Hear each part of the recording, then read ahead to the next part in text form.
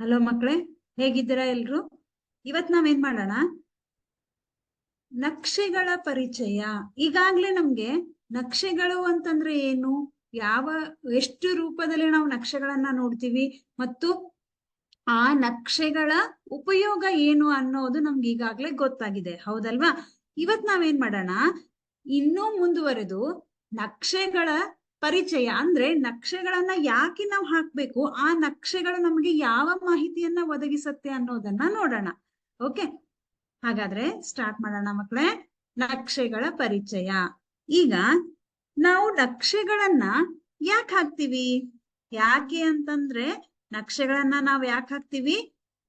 ನಮ್ಮ ಮಾಹಿತಿಗಳು ಸುಲಭವಾಗಿ ನಮಗೆ ಅರ್ಥ ಆಗ್ಬೇಕು. ಅದನ್ನ ನಾವು ಚಿತ್ರ ರೂಪದಲ್ಲಿ ವ್ಯಕ್ತಪಡಿಸಿದ್ರೆ, ಅದ್ ಯಾವುದೇ ಒಂದು ದತ್ತಾಂಶ ಆಗಿರ್ಬೋದು ಅಥವಾ ಮಾಹಿತಿಯನ್ನ ನಾವು ಚಿತ್ರ ರೂಪದಲ್ಲಿ ಅಥವಾ ನಕ್ಷೆಗಳ ರೂಪದಲ್ಲಿ ವ್ಯಕ್ತಪಡಿಸಿದ್ರೆ ಅದು ಸುಲಭವಾಗಿ ಅರ್ಥ ಆಗತ್ತೆ, ಹೌದಾ? ಅದಕ್ಕೋಸ್ಕರ ನಾವು ನಕ್ಷೆಗಳನ್ನ ಬಳಸ್ತೀವಿ. ಇದನ್ನ ನಾವ್ ಈಗಾಗ್ಲೇ ನಿಮ್ಮ 8ನೇ ತರಗತಿಯಲ್ಲಿರುವಂತಹ ಹಿಂದಿನ ಅಧ್ಯಾಯದಲ್ಲಿ ಕಲ್ತಿದ್ದೀವಿ, ಹೌದಾ? ದತ್ತಾಂಶಗಳು ಅಂದ್ರೆ ಏನು, ದತ್ತಾಂಶಗಳ ನಿರ್ವಹಣೆಯನ್ನ ಯಾವ ತರ ಮಾಡ್ತೀವಿ, ಎಷ್ಟು ರೀತಿಯ ನಕ್ಷೆಗಳನ್ನ ಹಾಕ್ತಿವಿ ನೋಡಿದೀರಾ ನೀವು ಈಗಾಗ್ಲೇ, ಹೌದಲ್ವಾ? ಇವತ್ ನಾವೇನ್ ಮಾಡೋಣ, ಮುಂದುವರೆದು ಇಲ್ಲಿ ನಮ್ಗೆ ಟೈಪ್ಸ್ ಆಫ್ ಗ್ರಾಫ್ಸ್ ಇದೀಗಾಗ್ಲೇ ನಿಮಗ್ ಗೊತ್ತಿದೆ, ಹೌದಾ? ನಕ್ಷೆಗಳ ವಿಧಗಳು ಯಾವ್ಯಾವ ನಾವು ನೋಡಿದೀವಿ. ನಮಗೆ ಬಾರ್ ಗ್ರಾಫ್ ಗೊತ್ತಿದೆ. ಬಾರ್ ಗ್ರಾಫ್ ಅಂತಂದ್ರೆ ಏನು? ಸ್ತಂಭ ನಕ್ಷೆ, ಹೌದಾ? ಇದು ನಿಮಗೆ ಈಗಾಗ್ಲೇ ಗೊತ್ತಿದೆ, ಹೌದಲ್ಲ ಮಕ್ಕಳೇ? ಸ್ತಂಭ ನಕ್ಷೆ. ಇದು ಹಿಸ್ಟೋಗ್ರಾಮ್, ಹೌದಾ? ಜೋಡಿ ಸ್ತಂಭ ನಕ್ಷೆ ಏನಂತ ಕರೀತಾರೆ? ಜೋಡಿ ಸ್ತಂಭ ನಕ್ಷೆ ಅಥವಾ ಊತಕ ನಕ್ಷೆ. ಇದೇನಿದು? ಇಲ್ಲಿ ನಾವು ರೇಖೆಯನ್ನ ನೋಡ್ತಾ ಇದೀವಿ. ದಿಸ್ ಇಸ್ ವೆರಿ ಇಂಪಾರ್ಟೆಂಟ್, ಹೌದಾ? ಇದನ್ನ ಅಬ್ಸರ್ವ್ ಮಾಡ್ರಿ. ಇದನ್ನ ನಾವು ಲೈನ್ ಗ್ರಾಫ್ ಅಂತ ಕರಿತೀವಿ. ಇದು ಜೋಡಿ ಸ್ತಂಭ ನಕ್ಷೆ. ಓಕೆ, ಇದು ಲೈನ್ ಗ್ರಾಫ್, ಲೈನ್ ರೇಖಾ ನಕ್ಷೆ, ಹೌದಾ? ಇಲ್ಲಿ ನಾವು ರೇಖೆಯನ್ನ ಎಳೆಯೋದ್ರ ಮೂಲಕ ನಕ್ಷೆಯನ್ನ ಪ್ರತಿನಿಧಿಸ್ತೀವಿ, ಅದಕ್ಕೋಸ್ಕರ ರೇಖಾ ನಕ್ಷೆ ಅಂತ ಕರೀತಾರೆ. ಇದು ಯಾವ್ದಿದ್ದು? ಇದು ನಿಮ್ಗೆ ಈಗಾಗ್ಲೇ ಪರಿಚಯ ಇದೆ ಮಕ್ಕಳೇ, ವೃತ್ತಾಕಾರದ ನಕ್ಷೆ, ಅಥವಾ ಇದನ್ನ ನಾವೇನಂತ ಕರಿತೀವಿ? ಪೈ ನಕ್ಷೆ ಅಥವಾ ಪೈ ಗ್ರಾಫ್ ಅಂತ ಕರಿತೀವಿ, ಹೌದಲ್ಲ? ನಮಗೆ ಬೇಕಾಗಿರುವಂತಹ ಕೊಟ್ಟಿರುವಂತಹ ಮಾಹಿತಿಯನ್ನ ನಾವು ಈ ರೀತಿಯ ನಕ್ಷೆಗಳ ರೂಪದಲ್ಲಿ ವ್ಯಕ್ತಪಡಿಸಬಹುದು. ಕೆಲವೊಂದ್ಸರ್ತಿ ನಾವು ಸ್ತಂಭ ನಕ್ಷೆಯಲ್ಲಿ ವ್ಯಕ್ತಪಡಿಸ್ತೀವಿ, ಕೆಲವೊಂದ್ಸರ್ತಿ ಜೋಡಿ ಸ್ತಂಭ ನಕ್ಷೆಯಲ್ಲಿ ವ್ಯಕ್ತಪಡಿಸ್ತೀವಿ, ಕೆಲವೊಂದ್ಸರ್ತಿ ರೇಖಾ ನಕ್ಷೆಗಳಲ್ಲಿ ವ್ಯಕ್ತಪಡಿಸ್ತೀವಿ, ಮತ್ತೆ ಕೆಲವೊಂದ್ಸರ್ತಿ ಮಾಹಿತಿಗಳನ್ನ ನಾವು ಪೈ ನಕ್ಷೆಗಳಲ್ಲಿ ವ್ಯಕ್ತಪಡಿಸ್ತೀವಿ, ಹೌದಲ್ಲ ಮಕ್ಕಳೇ? ಹಾಗಾದ್ರೆ ಒಂದ್ಸತಿ ನೆನಪು ಮಾಡ್ಕೊಳ್ರಿ, ನಾವು ಸ್ತಂಭ ನಕ್ಷೆಯನ್ನ ಯಾವ ರೀತಿ ಹಾಕ್ತಾ ಇದ್ವಿ. ಜಸ್ಟ್ ಒಂದ್ಸರ್ತಿ ಬೇಸಿಕ್ ಇದು ನೆನಪು ಮಾಡ್ಕೊಳ್ರಿ, ಇದನ್ನ ನಾವು ಈಗಾಗ್ಲೇ ಕಲ್ತಿದೀವಿ, ಹೌದಾ? ಈ ಸ್ತಂಭ ನಕ್ಷೆಯಲ್ಲಿ ಸ್ತಂಭಗಳು ಯಾವ ರೀತಿಯಾಗಿರುತ್ತೆ? ಸ್ತಂಭಗಳು ಅಂತಂದ್ರೆ ಕಂಬಗಳು. ಇದು ಆಯತಾಕಾರದಲ್ಲಿ ಇರ್ತದೆ. ಇಲ್ಲಿ ನಮಗೆ ಅಗಲ ಎಲ್ಲಾ ಕಡೆ ಒಂದೇ ಇದೆ, ಆದ್ರೆ ಉದ್ದದಲ್ಲಿ ಎತ್ತರಗಳಲ್ಲಿ ಮಾತ್ರ ವ್ಯತ್ಯಾಸ ಇದೆ, ಹೌದಾ? ಇಲ್ಲಿ ಒಂದು ಗ್ರಾಫ್ ಇದೆ, ಒಂದು ನಕ್ಷೆ ಇದೆ. ಏನಂತ? ಇಲ್ಲಿ ಕೆಲವು ನಗರಗಳ ಹೆಸರುಗಳನ್ನ ಕೊಟ್ಟಿದೀವಿ. ಇಲ್ಲಿ ಓಕೆ, ಕೆಲವೊಂದು ದತ್ತಾಂಶ ಇದೆ, ಹೌದಾ? ಅಂದ್ರೆ ಈ ಒಂದು ನಕ್ಷೆ ನಮಗೆ ಯಾವ ಮಾಹಿತಿಯನ್ನ ಒದಗಿಸುತ್ತೆ? ಯಾವ ಸಿಟಿಯಲ್ಲಿ ಹೆಚ್ಚು ಇದೆ, ಹೌದಾ? ಯಾವ ಸಿಟಿಯಲ್ಲಿ ಕಡಿಮೆ ಇದೆ. ಓಕೆ, ಇದು ಫಾರ್ ಎಕ್ಸಾಂಪಲ್, ಇದನ್ನ ನಾವೇನಾದ್ರೂ ಲಾಸ್ ಏಂಜಲೀಸ್ ನಲ್ಲಿರುವಂತಹ ಜನಸಂಖ್ಯೆಗಳು ಅಂತ ನೀವು ತಗೊಂಡ್ರೆ, ಹೌದಾ? ಇದನ್ನ ನಾವು 100 ಅಂತ ತಗೋಬಹುದು, 100 ಕೋಟಿಗಳಲ್ಲಿ ಅಂತ ತಿಳ್ಕೊಳ್ಳೋಣ. Okay, 100 crore. ಆಮೇಲೆ ಕಲ್ಕತ್ತಾದಲ್ಲಿರುವಂತಹ ಜನರ ಸಂಖ್ಯೆ ಎಷ್ಟಿದೆ? ಇಲ್ಲಿ ನೀವು ಬಂದ್ರೆ 100 ಮತ್ತು 150, 130 ಅಂತ ತಿಳ್ಕೊಳ್ರಿ. ಇದನ್ನ 130, 130 ಕೋಟಿ ಇದೆ. ಬೀಜಿಂಗ್ ನಲ್ಲಿರುವಂತಹ ಜನಸಂಖ್ಯೆ ಅಂತ ತಿಳ್ಕೊಳ್ರಿ. ಮೆಕ್ಸಿಕೋ ಸಿಟಿಯಲ್ಲಿರುವಂತಹ ಜನಸಂಖ್ಯೆ ಅಂತ ತಿಳ್ಕೊಳ್ರಿ. ಯಾವ ಒಂದು ಇಲ್ಲಿ ಕೊಟ್ಟಿರುವಂತಹ ನಗರಗಳಲ್ಲಿ ಯಾವ ನಗರದ ಜನಸಂಖ್ಯೆ ಜಾಸ್ತಿ ಇದೆ? ಮೆಕ್ಸಿಕೋ ಸಿಟಿ ಜಾಸ್ತಿ ಇದೆ. ಕಡಿಮೆ ಎಲ್ಲಿದೆ? ಲಾಸ್ ಏಂಜಲೀಸ್ ನಲ್ಲಿ ಕಡಿಮೆ ಇದೆ. ಇದು ನಿಮ್ಗೆ ಹೆಂಗ್ ಗೊತ್ತಾಯ್ತು? ನಕ್ಷೆಯನ್ನ ನೋಡಿದ ತಕ್ಷಣ ನಮಗ್ ಗೊತ್ತಾಗತ್ತೆ, ಹೌದಾ? ಹಾಗಾದ್ರೆ ನಕ್ಷೆಗಳು ನಮಗೆ ಎದಕ್ಕೆ ಯೂಸ್ ಆಗತ್ತೆ? ಯಾವ ಒಂದು ಮಾಹಿತಿಯನ್ನ ತಿಳ್ಕೊಳ್ಳೋಕೆ ಯೂಸ್ ಆಗತ್ತೆ? ಎಲ್ಲಿ ಗರಿಷ್ಠ ಇದೆ, ಎಲ್ಲಿ ಕನಿಷ್ಠ ಇದೆ, ಎಲ್ಲಿ ಸಮವಾಗಿದೆ, ಹೌದಾ? ಯಾವ ಸ್ತಂಭ ಯಾವ್ದಕ್ಕಿಂತ ಎಷ್ಟು ಹೆಚ್ಚಾಗಿದೆ, ಈ ಒಂದು ಮಾಹಿತಿಯನ್ನ ನೋಡಲು ನಾವೇನ್ ಮಾಡ್ತೀವಿ? ನಕ್ಷೆಗಳನ್ನ ಬಳಸ್ತೀವಿ, ಹೌದಲ್ಲ ಮಕ್ಕಳೇ? ಓಕೆ.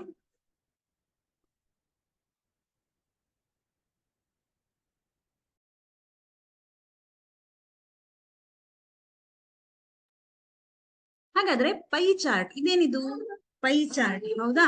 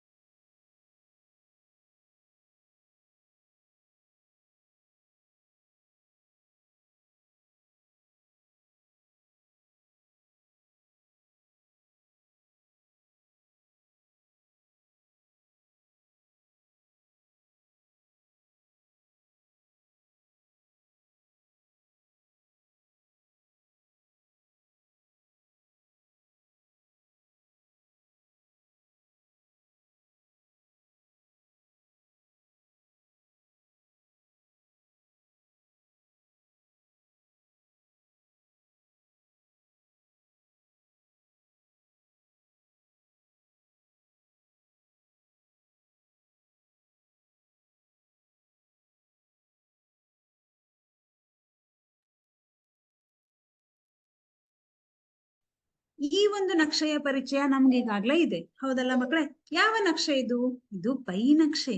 ಪೈ ನಕ್ಷೆಯಲ್ಲಿ ನಮಗೆ ಮಾಹಿತಿಗಳು ಯಾವ ರೂಪದಲ್ಲಿ ನಾವು ವ್ಯಕ್ತಪಡಿಸ್ತೀವಿ? ವೃತ್ತದಲ್ಲಿ ತ್ರಿಜ್ಯಾಂತರ ಖಂಡಗಳಾಗಿ ನಾವು ವ್ಯಕ್ತಪಡಿಸ್ತೀವಿ, ಹೌದಲ್ಲ?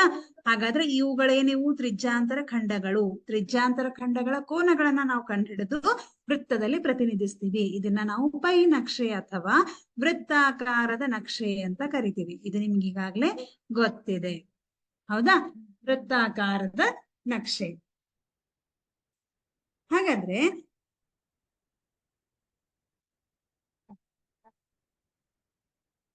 ಇವಾಗ ನಾವೇನ್ ಮಾಡೋಣ, ಇಲ್ಲಿ ನಮ್ಗೆ ಇನ್ನೊಂದು ನಕ್ಷೆ ಸಿಕ್ತು. ಯಾವುದು? ಈ ಸ್ತಂಭ ನಕ್ಷೆ ನಿಮ್ಗೆ ಗೊತ್ತಿದೆ. ಜೋಡಿ ಸ್ತಂಭ ನಕ್ಷೆ ಅಂದ್ರೆ ಒಂದೇ ಮಾಹಿತಿಯನ್ನ ನಾವು ಈ ಫಾರ್ ಎಕ್ಸಾಂಪಲ್ ಒಬ್ಬ ವಿದ್ಯಾರ್ಥಿಯ ಸಾಧನೆಯನ್ನ ನಾವು ಅಳಿತಾ ಇದ್ದೀವಿ ಅಂತ ತಿಳ್ಕೊಳ್ರಿ ಒಂದು ವರ್ಷದಲ್ಲಿ, ಹೌದಾ?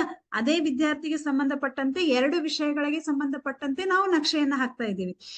ಅದನ್ನ ನಾವು ಜೋಡಿ ಸ್ತಂಭ ಅಂತ ಕರಿತೀವಿ, ನಿಮ್ಗೆ ಗೊತ್ತಿದೆ. ಇದು ರೇಖಾ ನಕ್ಷೆ. ಇದನ್ನ ಅಬ್ಸರ್ವ್ ಮಾಡ್ರಿ. ಇವತ್ತು ನಮಗೆ ಈ ಟಾಪಿಕ್ ಅಲ್ಲಿ ಬರುವಂತಹದ್ದು ಯಾವುದು?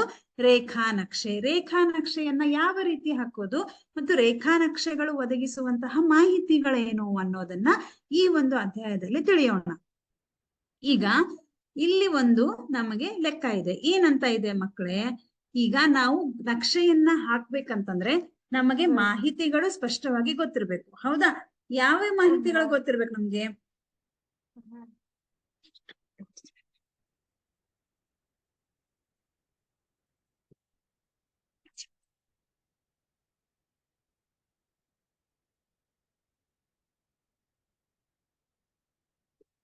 ಹೌದಲ್ಲ? ಯಾವ ಮಾಹಿತಿಗಳು ಗೊತ್ತಿರ್ಬೇಕು? ನಮಗೆ ಕೆಲವೊಂದು ದತ್ತಾಂಶಗಳನ್ನ ಕೊಟ್ಟಿರ್ತಾರೆ. ಆ ಒಂದು ದತ್ತಾಂಶಗಳಿಗೆ ಅನುಗುಣವಾಗಿ ನಾವೇನ್ ಮಾಡ್ಬೇಕು? ನಕ್ಷೆಯನ್ನ ಹಾಕ್ಬೇಕು. ಇಲ್ಲಿ ನಮಗೆ ಒಂದು ಪ್ರಶ್ನೆ ಇದೆ. ಏನಂತ ಇದೆ? ಕೊಟ್ಟಿರುವ ರೇಖಾ ನಕ್ಷೆಯು ಆಸ್ಪತ್ರೆಯಲ್ಲಿ ಒಬ್ಬ ರೋಗಿಯ ದೇಹದ ಉಷ್ಣತೆಯನ್ನು ಪ್ರತಿ ಗಂಟೆಗೊಮ್ಮೆ ದಾಖಲಿಸಿದ ವಿವರಗಳನ್ನು ತೋರಿಸುತ್ತಿದೆ, ಹೌದಾ? ಓಕೆ. ಒಬ್ಬ ರೋಗಿ ಆಸ್ಪತ್ರೆಯಲ್ಲಿ ಇದ್ದಾನೆ. ಆ ರೋಗಿಗೆ ಸಂಬಂಧಪಟ್ಟಂತೆ ಅವನ ದೇಹದ ಉಷ್ಣತೆಯನ್ನ ಪ್ರತಿ ಗಂಟೆಗೊಮ್ಮೆ ದಾಖಲಿಸಿದಂತಹ ಮಾಹಿತಿ ಇದು. ಅದನ್ನ ನಕ್ಷೆಯ ರೂಪದಲ್ಲಿ ಹಾಕಿದೀವಿ. ಈಗ ಇದನ್ನ ನಾವು ನೋಡಿದ್ರೆ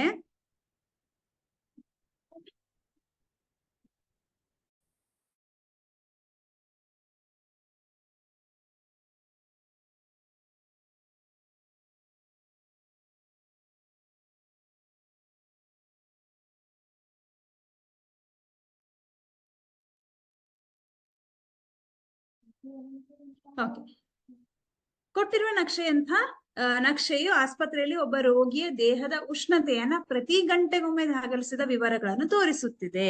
ಎಲ್ಲಿದೆ? ಇಲ್ಲಿ ನೋಡ್ರಿ 9 ಗಂಟೆಗೆ ಎಷ್ಟಿದೆ? ಇಲ್ಲಿ ನಾವು ಇದು ಎಕ್ಸ್ ಅಕ್ಷ. ಒಂದು ಗ್ರಾಫ್ ಅನ್ನ ಹಾಕ್ಬೇಕಂತಂದ್ರೆ ಬೇಸಿಕ್ ಆಗಿ ನಮ್ಗೆ ಏನ್ ಗೊತ್ತಿರ್ಬೇಕು? ಎಕ್ಸ್ ಅಕ್ಷ ಅಂದ್ರೆ ಏನು?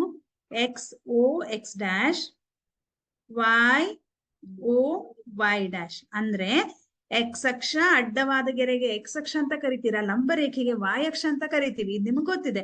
ಈಗ ನಾವೇನ್ ಮಾಡೋಣ? ಎಕ್ಸ್ ಅಕ್ಷದಲ್ಲಿ ಗಂಟೆಗಳನ್ನ ತಗೊಳ್ಳೋಣ. ಏನಂತ ತಗೊಳ್ಳೋಣ? ಎಕ್ಸ್ ಅಕ್ಷದಲ್ಲಿ ಗಂಟೆ, ವೈ ಅಕ್ಷದಲ್ಲಿ ನಾವು ಉಷ್ಣತೆಯನ್ನ ತೆಗೆದುಕೊಂಡಿದ್ದೀವಿ, ಟೆಂಪರೇಚರ್ ಅಂತ ಕರಿತೀವಿ. ಹೌದಾ? ವೈ ಅಕ್ಷದಲ್ಲಿ ನಾವೀಗ ಉಷ್ಣತೆಯನ್ನ ತಗೊಂಡಿದ್ದೀವಿ, ಅದನ್ನ ಡಿಗ್ರಿ ಸೆಲ್ಸಿಯಸ್ ನಲ್ಲಿ ವ್ಯಕ್ತಪಡಿಸೋಣ. ಹಾಗಾದ್ರೆ ಇಲ್ಲಿ 9 ಗಂಟೆಗೆ ಎಷ್ಟಿದೆ?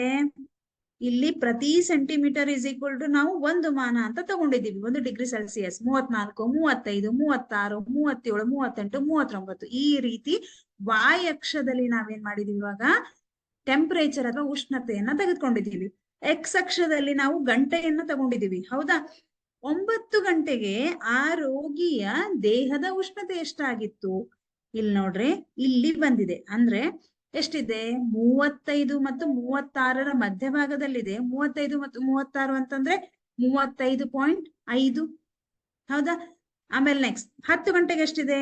36 ಇದೆ. 11 ಗಂಟೆಗೆ ಎಷ್ಟಿದೆ ಮಕ್ಕಳೇ? ಇಲ್ಲಿ ನೋಡ್ರಿ, 11 ಗಂಟೆ ಅಂದ್ರೆ ಇಲ್ಲಿ ನೋಡ್ತೀವಿ. ಹೌದಾ? 39 ಡಿಗ್ರಿ ಸೆಲ್ಸಿಯಸ್ ಇದೆ. 12 ಗಂಟೆಗೆ ಎಷ್ಟಿದೆ? 38 ಮತ್ತು 39ರ ಮಧ್ಯಭಾಗದಲ್ಲಿದೆ. ಇದು 38.5 ಡಿಗ್ರಿ ಸೆಲ್ಸಿಯಸ್ ಆಯ್ತು. ಅದೇ ತರಹ 1 ಗಂಟೆಗೆ ಎಷ್ಟಿದೆ? 36 ಮತ್ತು 37ರ ಮಧ್ಯಭಾಗದಲ್ಲಿ ಈ ಬಿಂದು ಬರುತ್ತೆ. ಅಂದ್ರೆ 36.5 ಡಿಗ್ರಿ ಸೆಲ್ಸಿಯಸ್ ಆಯ್ತು. 2 ಗಂಟೆಗೆ ಎಷ್ಟಿದೆ? ಮತ್ತೆ ಅಷ್ಟೇ ಇದೆ. ಹೌದಾ? 36.5. ಅಂದ್ರೆ ಇಲ್ಲಿ ಸಮ ಪ್ರಮಾಣದ ಸಮ ಉಷ್ಣತೆಯನ್ನ ಕಾಯ್ದಿರಿಸಲಾಗಿದೆ. ಸಮ ಉಷ್ಣತೆ ಇದೆ, ಆ ರೋಗಿಯ ದೇಹದ ಉಷ್ಣತೆ ಸಮವಾಗಿದೆ 1 ಗಂಟೆ ಮತ್ತು 2 ಗಂಟೆಗಳಲ್ಲಿ. 3 ಗಂಟೆಗೆ ಏನಾಗಿದೆ? ಎಷ್ಟಿದೆ? 37 ಡಿಗ್ರಿ ಸೆಲ್ಸಿಯಸ್ ಇದೆ. ಹೌದಲ್ಲ? ಇವಾಗ ನಾವೇನ್ ಮಾಡೋಣ ಮಕ್ಕಳೇ? ಯೋಚನೆ ಮಾಡ್ರಿ. ನಮಗೆ ಏನಂತ ಪ್ರಶ್ನೆ ಕೊಟ್ಟಿದ್ದಾರೆ ಅವರು? ಮಧ್ಯಾಹ್ನ 1 ಗಂಟೆಯಲ್ಲಿ ರೋಗಿಯ ದೇಹದ ತಾಪ ಎಷ್ಟು ಅಂತ ಕೊಟ್ಟಿದ್ದಾರೆ. ಇಲ್ಲಿ ನಾವು ಒಂದು ಗಮನಿಸಬೇಕಾಗಿರುವಂತಹ ಅಂಶ ಏನಪ್ಪಾ ಅಂತಂದ್ರೆ, ಈ ಒಂದು ರೇಖಾ ನಕ್ಷೆ ನಮಗೆ ಯಾವ ಒಂದು ಮಾಹಿತಿಯನ್ನ ಒದಗಿಸ್ತಾ ಇದೆ? ರೋಗಿಯ ದೇಹದ ಉಷ್ಣತೆ ಮತ್ತು ಗಂಟೆಯ ಮಾಹಿತಿಯನ್ನ ಒದಗಿಸ್ತಾ ಇದೆ. ಎಷ್ಟು ಗಂಟೆಯಲ್ಲಿ ಎಷ್ಟು ಉಷ್ಣತೆ ಆಗಿದೆ ಅನ್ನೋದ್ರ ಬಗ್ಗೆ ಮಾಹಿತಿ ಇದೆ. ಇವಾಗ ಈ ಒಂದು ಗ್ರಾಫ್ಗೆ, ನಕ್ಷೆಗೆ ಸಂಬಂಧಪಟ್ಟಂತೆ ಹಲವಾರು ಪ್ರಶ್ನೆಗಳನ್ನ ನಾವು ಕೇಳ್ಬಹುದು. ಹೌದಾ? ಯಾಕೆ? ಹಲವಾರು ಮಾಹಿತಿಯನ್ನ ಈ ಗ್ರಾಫ್ ನಮ್ಗೆ ಒದಗಿಸುತ್ತೆ, ಈ ನಕ್ಷೆ ನಮಗೆ ತಿಳಿಸುತ್ತೆ. ಅವರು ಒಂದು ಪ್ರಶ್ನೆ ಕೊಟ್ಟಿದ್ದಾರೆ. ಏನಂತ? ಮಧ್ಯಾಹ್ನ 1 ಗಂಟೆಗೆ ರೋಗಿಯ ದೇಹದ ತಾಪ ಎಷ್ಟು? ಎಷ್ಟು ಗಂಟೆಗೆ? 1 ಗಂಟೆಗೆ. 1 ಗಂಟೆ ಅಂದ್ರೆ ನೀವು ಎಲ್ಲಿ ನೋಡ್ತೀರಾ? ಎಕ್ಸ್ ಅಕ್ಷದಲ್ಲಿ ನೋಡ್ತೀರಾ. ಎಲ್ಲಿ ಬಂತು 1 ಗಂಟೆ? ಇಲ್ಲಿ ಬಂತು. ಈ 1 ಗಂಟೆಗೆ ರೋಗಿಯ ದೇಹದ ತಾಪ ಎಷ್ಟು? ತಾಪ ಅಂತಂದ್ರೆ ಮತ್ತೆ ನೀವೇನ್ ಮಾಡ್ತೀರಾ? ಮೇಲೆ ಹೋಗ್ತೀರಾ, ಇಲ್ಲಿದೆ. ಸೊ ಇದು ಎಲ್ಲಿ ಬರುತ್ತೆ? ವೈ ಅಕ್ಷದಲ್ಲಿ ನೋಡ್ತಾ ಹೋದ್ರೆ ನಿಮ್ಗೆ 36.5 ಡಿಗ್ರಿ ಸೆಲ್ಸಿಯಸ್. ಹೌದಾ? 36 ಮತ್ತು 37ರ ಮಧ್ಯಭಾಗದಲ್ಲಿದೆ. ಹಾಗಾಗಿ ಇದು 36.5 ಡಿಗ್ರಿ ಸೆಲ್ಸಿಯಸ್ ಬಂತು. ಹೌದಾ? ಅದೇ ತರಹ ಯಾವ ಸಮಯದಲ್ಲಿ ರೋಗಿಯ ದೇಹದ ತಾಪ 38.5 ಡಿಗ್ರಿ ಸೆಲ್ಸಿಯಸ್ ಇತ್ತು ಅಂತ ಕೇಳಿದ್ದಾರೆ. ಅವಾಗ ನಾವೇನ್ ಮಾಡ್ತೀವಿ? 38.5 ಎಲ್ಲಿ ಬರುತ್ತೆ? 38 ಮತ್ತು 39ರ ಮಧ್ಯಭಾಗದಲ್ಲಿ ಬರುತ್ತೆ. ಹಾಗಾದ್ರೆ ಈ ಒಂದು ರೇಖೆಗೆ ಯಾವ ಒಂದು ಬಿಂದು ಸಮವಾಗಿದೆ? ಇಲ್ಲಿದೆ. ಈ ಬಿಂದು ಸಮವಾಗಿದೆ. ಇದು ಎಕ್ಸ್ ಅಕ್ಷದಲ್ಲಿ ಯಾವ ಗಂಟೆಗೆ ಸಮ ಇದೆ? ಹೀಗೆ ನೋಡ್ತಾ ಹೋದ್ರೆ ಎಕ್ಸ್ ಅಕ್ಷದಲ್ಲಿ 12 ಗಂಟೆ ಆಗಿದೆ. ಹೌದಾ? 12 ಗಂಟೆಗೆ ರೋಗಿಯ ದೇಹದ ತಾಪ 38.5 ಡಿಗ್ರಿ ಸೆಲ್ಸಿಯಸ್ ಇತ್ತು. ಹೌದಲ್ಲ? ಎಸ್. ನೆಕ್ಸ್ಟ್, ಹಾಗಾಗಿ ಮಧ್ಯಾಹ್ನ 12 ಗಂಟೆಗೆ ರೋಗಿಯ ದೇಹದ ತಾಪ 38.5 ಡಿಗ್ರಿ ಸೆಲ್ಸಿಯಸ್ ಇತ್ತು ಅಂತ ನಾವ್ ಹೇಳ್ಬೋದು. ಮತ್ತೆ ಇನ್ನೊಂದು ಪ್ರಶ್ನೆ ಏನಂತ?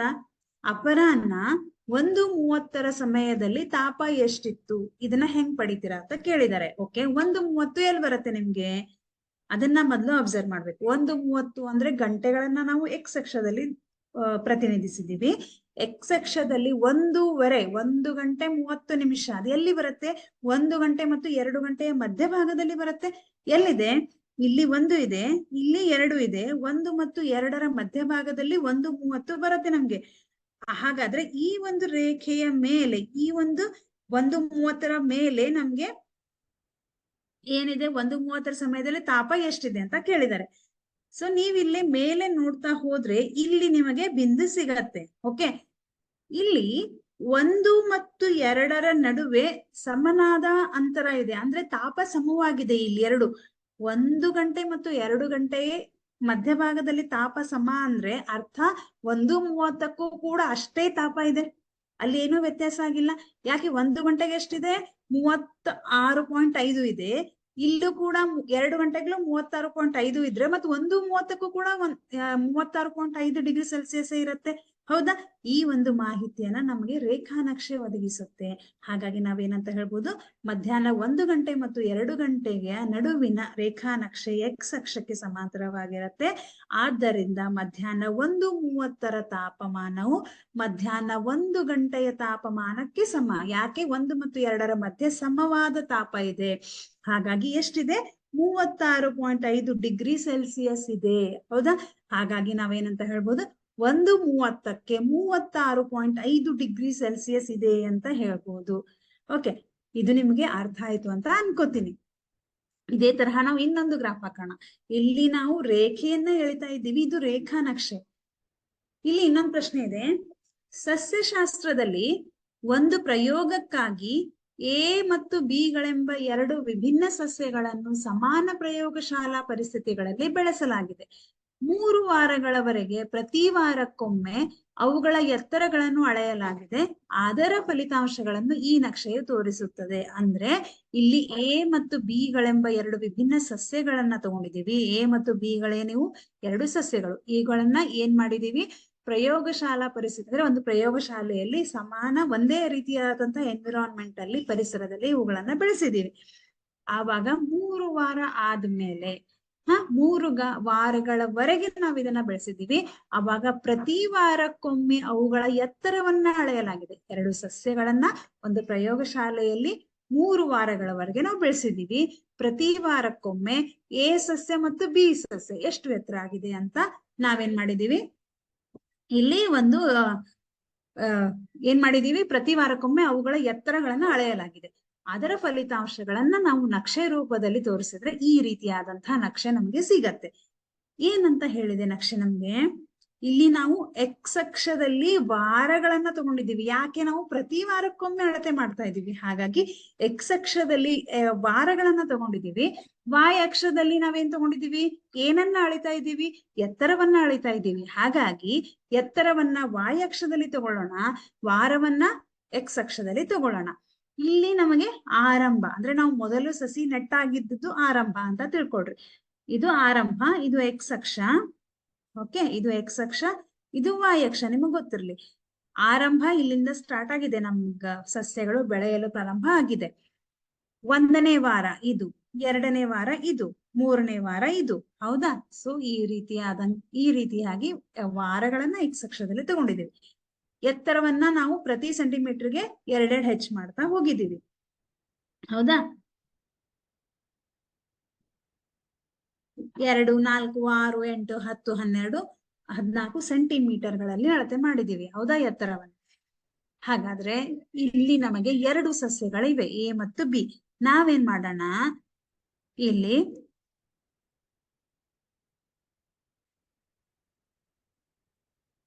ಈ ಡಾಟೆಡ್ ಲೈನ್ ಏನಿದೆ ಅಲ್ಲ, ಈ ಡಾಟೆಡ್ ಲೈನ್ ಇದು ಸಸ್ಯ ಎ, ಇದು ಸಸ್ಯ ಬಿ. ಓಕೆ, ಇದು ಸಸ್ಯ ಎ, ಇದು ಸಸ್ಯ ಬಿ ಆಗಿರ್ಲಿ. ನಾವು 2 ಸಸ್ಯನ ನಮ್ಗೆ ಕರೆಕ್ಟ್ ಆಗಿ ಗೊತ್ತಾಗ್ಬೇಕು ಅಂತ ಒಂದು ಸಸ್ಯವನ್ನ ಡಾಟೆಡ್ ಲೈನ್ ಇಂದ ತಗೊಂಡಿದೀವಿ, ಮತ್ತೊಂದು ಸಸ್ಯವನ್ನ ಸ್ಟ್ರೇಟ್ ಲೈನ್ ಇಂದ ತಗೊಂಡಿದೀವಿ, ಡಾರ್ಕ್ ಲೈನ್ ಇಂದ ಹಾಕಿದೀವಿ. ಇವಾಗ ನೋಡಿದ್ರೆ ಏನ್ ಬಂತು? 2 ವಾರಗಳ ನಂತರ, ಓಕೆ, 2 ವಾರಗಳ ನಂತರ ಪ್ರಶ್ನೆ ಇದೆ ನಮ್ಗೆ ಏನಂತ, 2 ವಾರಗಳ ನಂತರ 3 ವಾರಗಳ ನಂತರ ಸಸ್ಯ ಎ ಯ ಎತ್ತರ ಎಷ್ಟಿತ್ತು ಅಂತ ಕೇಳಿದ್ದಾರೆ. ಇವಾಗ ನಾವು ಎ ಸಸ್ಯವನ್ನ ಮಾತ್ರ ನೋಡೋಣ. 2 ವಾರಗಳ ನಂತರ ಸಸ್ಯ ಎ ಎಲ್ಲಿದೆ? ಡಾಟೆಡ್ ಲೈನ್ ಇಂದ ಪ್ರತಿನಿಧಿಸುವುದು ಸಸ್ಯ ಎ. ಡಾಟೆಡ್ ಲೈನ್ ಎಲ್ಲಿದೆ? ಇಲ್ಲಿದೆ. ಓಕೆ, 2 ವಾರಗಳ ನಂತರ ಮತ್ತು 3 ವಾರಗಳ ನಂತರ. 2 ವಾರಗಳ ನಂತರ ಅಂತಂದ್ರೆ ನೀವು ಇಲ್ಲಿಂದ ಮೇಲ್ ಹೋಗ್ತೀರಾ. ನಮ್ಮ ಡಾಟೆಡ್ ಲೈನ್ ಎಲ್ಲಿದೆ? ಇಲ್ಲಿದೆ. ಹಾಗಾಗಿ ಇದನ್ನ ನೀವು y ಅಕ್ಷದಲ್ಲಿ ನೋಡಿದ್ರೆ ಇದು ಯಾವ ಒಂದು ಬೆಲೆಗೆ ಸಮ ಇದೆ? 6 ಮತ್ತು 8ರ ಮಧ್ಯಭಾಗದಲ್ಲಿ ಅಂದ್ರೆ ಇಲ್ಲಿ 7 ಬರುತ್ತೆ. ಹಾಗಾಗಿ 2 ವಾರಗಳ ನಂತರ ಎ ಸಸ್ಯ ಎಷ್ಟು ಬೆಳೆದಿದೆ? 7 ಸೆಂಟಿಮೀಟರ್ ಬೆಳೆದಿದೆ.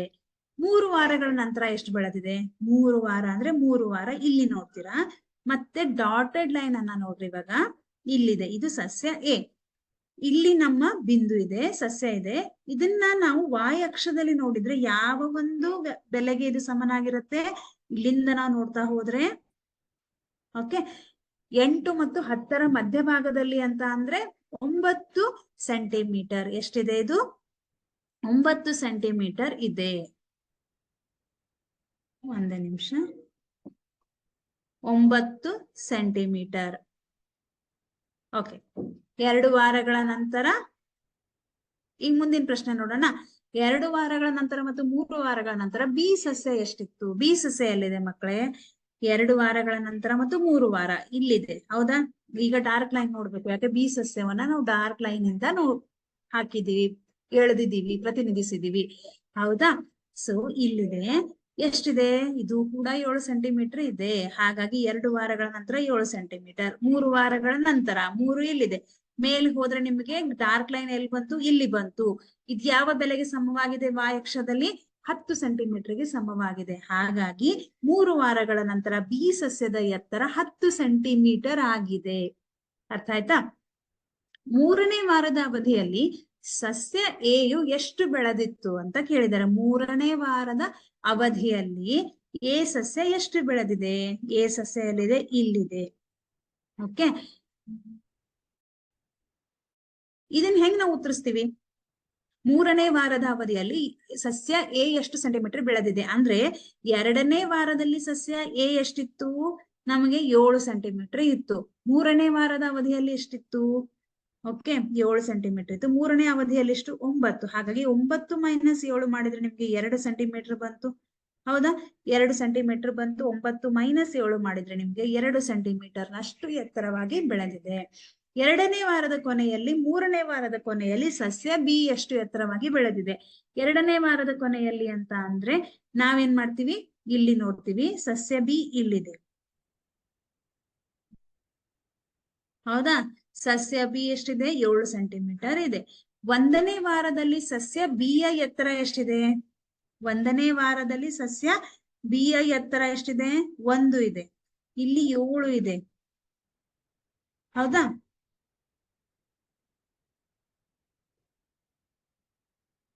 ಓಕೆ, 2ನೇ ವಾರ ಮತ್ತು 3ನೇ ವಾರದ ಕೊನೆಯವರೆಗೆ. 2ನೇ ವಾರದಲ್ಲಿ ಬಿ ಎಷ್ಟಿದೆ? 7 ಇದೆ. 3ನೇ ವಾರದಲ್ಲಿ ಬಿ ಎಷ್ಟಿದೆ ಮಕ್ಕಳೇ? 10 ಇದೆ. ಹಾಗಾಗಿ 10 - 7 ಮಾಡಿದ್ರೆ ಎಷ್ಟು ಬಂತು? ಎಷ್ಟು ಎತ್ತರ ಆಯ್ತು? ಅದು 3 ಸೆಂಟಿಮೀಟರ್ ಎತ್ತರ ಆಯ್ತು. ಹಾಗಾಗಿ 2ನೇ ವಾರದಿಂದ 3ನೇ ವಾರದವರೆಗೆ 3 ಸೆಂಟಿಮೀಟರ್ ನಷ್ಟು ಸಸ್ಯ ಎತ್ತರವಾಗಿ ಬೆಳೆದಿದೆ ಅಂತ ಹೇಳ್ಬಹುದು. ಅರ್ಥ ಆಯ್ತಲ್ಲ? ಓಕೆ, ಅದೇ ತರಹ ಯಾವ ವಾರದ ಅವಧಿಯಲ್ಲಿ ಸಸ್ಯ ಎಯು ಅತ್ಯಧಿಕ ಬೆಳವಣಿಗೆಯನ್ನು ಹೊಂದಿದೆ? ಹೆಂಗ್ ಕಂಡುಹಿಡಿತೀವಿ? ಅವಾಗ ನಾವೇನ್ ಮಾಡೋಣ? ಮೊದಲನೇ ವಾರದ ಬೆಳವಣಿಗೆಯನ್ನ ನೋಡೋಣ. ಸಸ್ಯ ಎಯ ಮೊದಲನೇ ವಾರದ ಬೆಳವಣಿಗೆ ಎಲ್ಲಿದೆ? ಮೊದಲನೇ ವಾರದಲ್ಲಿ 2 ಇದೆ. ಆರಂಭದಲ್ಲಿ ಎಲ್ಲಿದೆ? 0 ಹಾಗಾಗಿ ನಾವೇನ್ ಮಾಡೋಣ? ಮೊದಲನೇ ವಾರದ ಬೆಳವಣಿಗೆ ಎಷ್ಟಿದೆ? ಮೊದಲನೇ ವಾರದಲ್ಲಿ 2 ಇದೆ. 2 - 0 2 ಸೆಂಟಿಮೀಟರ್ ಆಯ್ತು. ಓಕೆ, ನೆಕ್ಸ್ಟ್ 2ನೇ ವಾರದ ಬೆಳವಣಿಗೆ. 2ನೇ ವಾರದ ಅಂದ್ರೆ ಮೊದಲನೇ ವಾರದಲ್ಲಿ ಸಸ್ಯ ಎ 2 ಇದೆ. 2ನೇ ವಾರದಲ್ಲಿ ಸಸ್ಯ ಎ 7 ಇದೆ. ಹಾಗಾಗಿ 7 - 2 ಮಾಡಿದ್ರೆ ನಿಮ್ಗೆ ಎಷ್ಟು ಬಂತು? 5 ಸೆಂಟಿಮೀಟರ್ ಬಂತು. 3ನೇ ವಾರದಲ್ಲಿ ಸಸ್ಯ ಎ ಯ ಬೆಳವಣಿಗೆ ಎಷ್ಟಿದೆ ಮಕ್ಕಳೇ? ಇದನ್ನ ನೀವು y ಅಕ್ಷದಲ್ಲಿ ನೋಡಿದ್ರೆ 9 ಇದೆ. 2ನೇ ವಾರದಲ್ಲಿ ಎಷ್ಟಿತ್ತು? 7 ಸೆಂಟಿಮೀಟರ್ ಇತ್ತು. ಹಾಗಾಗಿ 9 - 7 ಮಾಡಿದ್ರೆ ನಿಮ್ಗೆ ಎಷ್ಟು ಬರುತ್ತೆ? 2 ಸೆಂಟಿಮೀಟರ್ ಬರುತ್ತೆ. ಹಾಗಾಗಿ ಈ ಮೂರನ್ನ ಕಂಪೇರ್ ಮಾಡಿದ್ರೆ ನಿಮಗೆ ಯಾವ ಒಂದು ಅವಧಿಯಲ್ಲಿ ಸಸ್ಯ ಹೆಚ್ಚು ಬೆಳವಣಿಗೆ ಆಗಿದೆ? ಇಲ್ಲಿ 2 ಇದೆ, ಇಲ್ಲಿ 5 ಇದೆ, ಇಲ್ಲಿ 2 ಇದೆ. ಹಾಗಾಗಿ 5 ಸೆಂಟಿಮೀಟರ್ ಜಾಸ್ತಿ ಇದೆ. ಅದು ಎಲ್ಲಿದೆ? 2ನೇ ವಾರದ ಬೆಳವಣಿಗೆ ಅವಧಿಯಲ್ಲಿ ಸಸ್ಯವು ಅತ್ಯಧಿಕ ಬೆಳವಣಿಗೆ ಹೊಂದಿದೆ ಅಂತ ನಾವು ಹೇಳ್ಬಹುದು, ಹೌದಾ? ಅದೇ ತರಹ ನಾವ್ ಇನ್ನೊಂದು ಲೆಕ್ಕವನ್ನ ಬಿಡಿಸೋಣ. ಏನಂತ ಇದೆ? ಇದು ಈಸಿ ಇದೆ ಮಕ್ಕಳ. ಏನಂತ ಇದೆ ಇದು? ಸ್ವಲ್ಪ ಯೋಚನೆ ಮಾಡ್ರಿ. ಇದುವರೆಗೂ ನಮಗೆ ನಕ್ಷೆಯನ್ನ ಕೊಟ್ಟಿದ್ರು, ಪ್ರಶ್ನೆಗಳನ್ನ ಕೇಳಿದ್ರು. ಇವಾಗ ನಮಗೆ ಪ್ರಶ್ನೆಯನ್ನ ಕೊಟ್ಟಿದ್ದಾರೆ, ಮಾಹಿತಿಯನ್ನ ಕೊಟ್ಟಿದ್ದಾರೆ, ನಮ್ಗೆ ಏನ್ ಕೇಳಿದ್ದಾರೆ, ನಕ್ಷೆಯನ್ನ ತೆಗೆಯಲು ಕೇಳಿದ್ದಾರೆ. ಹೌದಾ, ರೇಖಾ ನಕ್ಷೆಯನ್ನ ಎಳೆಯಿರಿ ಅಂತ ಕೊಟ್ಟಿದ್ದಾರೆ. ಇವಾಗ ಹೆಂಗ್ ಮಾಡೋದು ಇದನ್ನ?